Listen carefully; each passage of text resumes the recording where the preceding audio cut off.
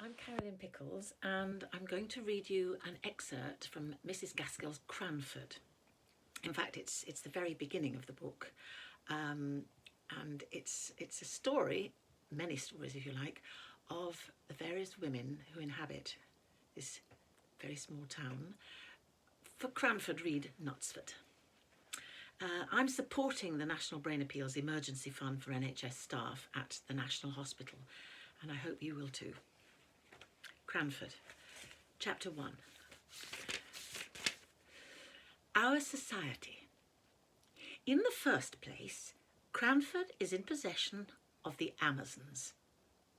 All the holders of houses above a certain rent are women. If a married couple come to settle in the town, somehow the gentleman disappears.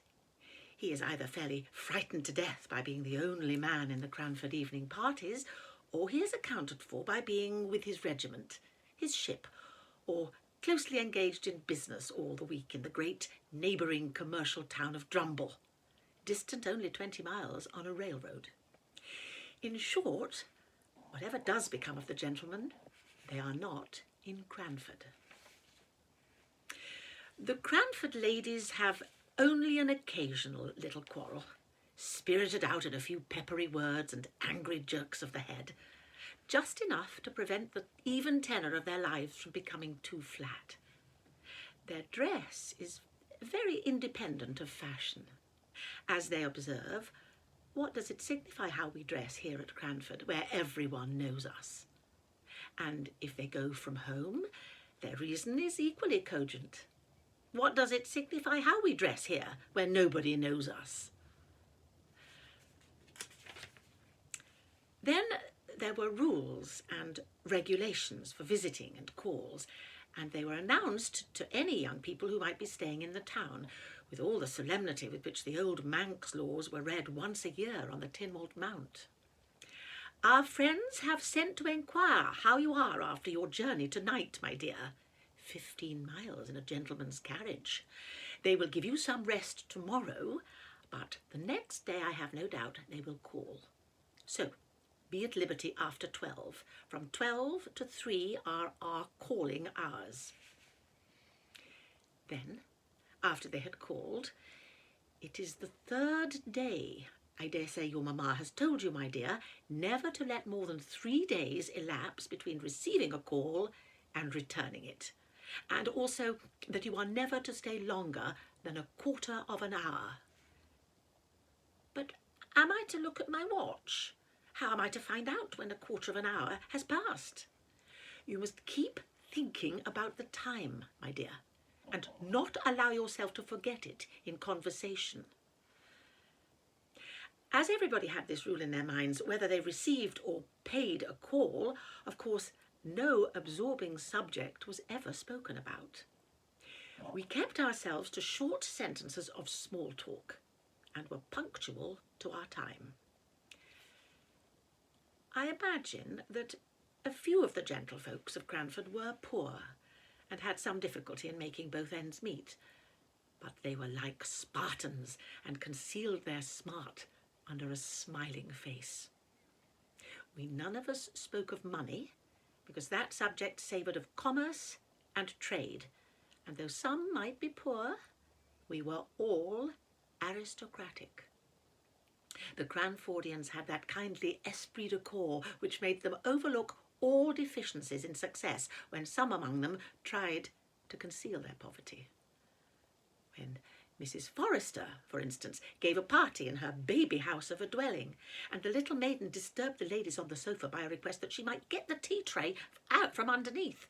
Everyone took this novel proceeding as the most natural thing in the world, and talked on about household forms and ceremonies as if we all believed that our hostess had a regular servants' hall, second table with housekeeper and steward, instead of the one little charity school maiden whose short, ruddy arms could never have been strong enough to carry the tray upstairs if she had not been assisted in private by her mistress, who now sat in state, pretending not to know what cakes were sent up, though she knew.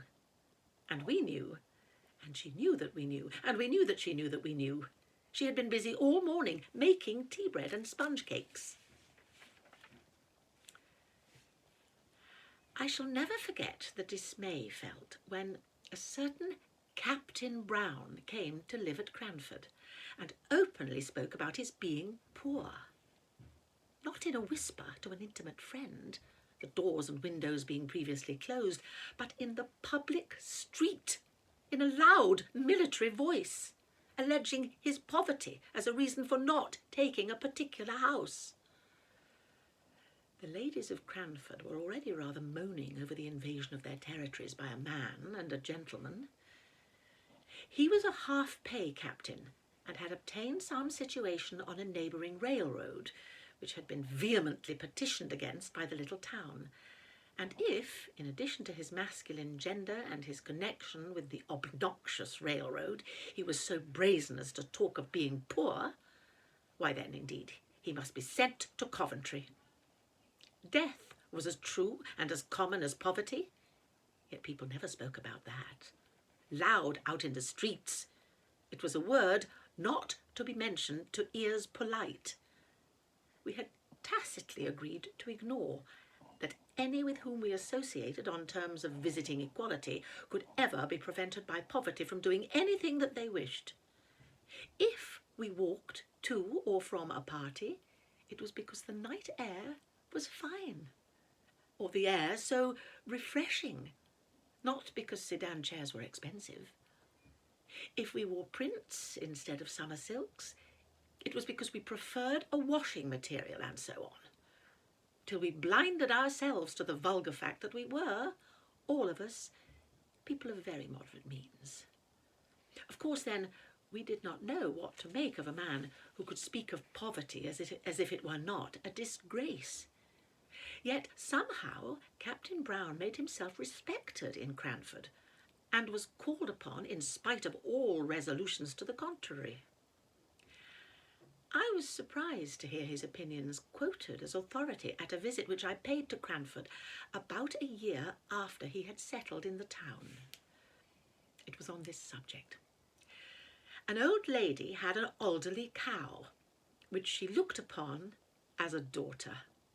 You could not pay the short quarter-of-an-hour call without being told of the wonderful milk or wonderful intelligence of this animal.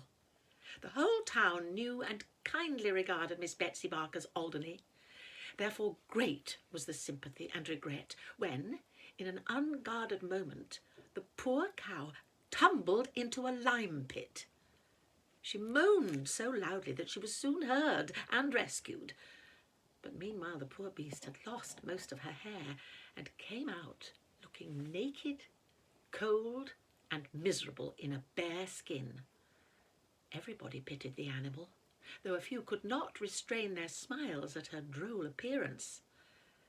Miss Betsy Barker absolutely cried with sorrow and dismay, and it was said she thought of trying a bath of oil. This remedy perhaps was recommended by someone of the number whose advice she asked, but the proposal, if ever it was made, was knocked on the head by Captain Brown's decided, "Get her a flannel waistcoat and flannel drawers, ma'am, if you wish to keep her alive. But my advice is, kill the poor creature at once." Miss Betsy Barker dried her eyes and thanked the captain heartily.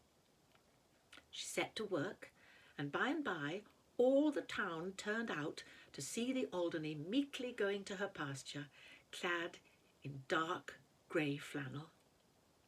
I have watched her myself many a time. Do you ever see cows dressed in grey flannel in London?